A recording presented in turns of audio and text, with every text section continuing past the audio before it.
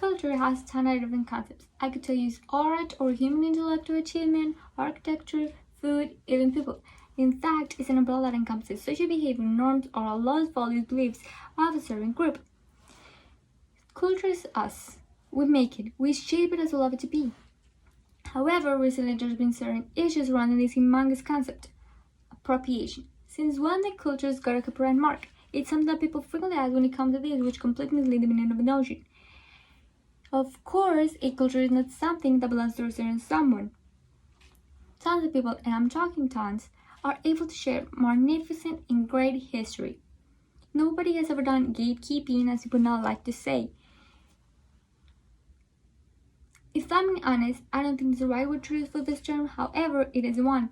But I've come to the conclusion that what this means, it's not respecting and even getting to the point of mocking a certain group.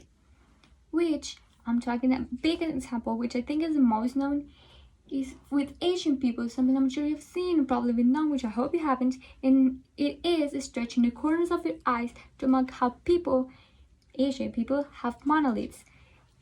This is just not right and unethical to do it. Why would you not respect? Now, talking big corporate levels, using profits to own benefits.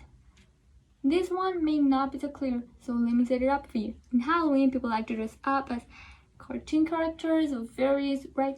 But you know what's not a custom? A kimono, a Native American fringe, someone else's culture. Of course, there are ways of showing their wardrobes.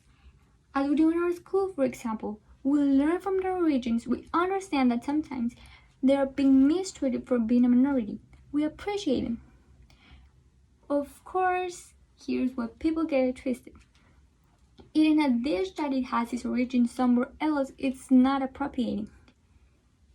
Every group loves seeing their own being embraced somewhere else. Don't we enjoy when we see foreigners, try our foods and have new experiences with it? It fills us with happiness that everyone is able to recognize how great each community is.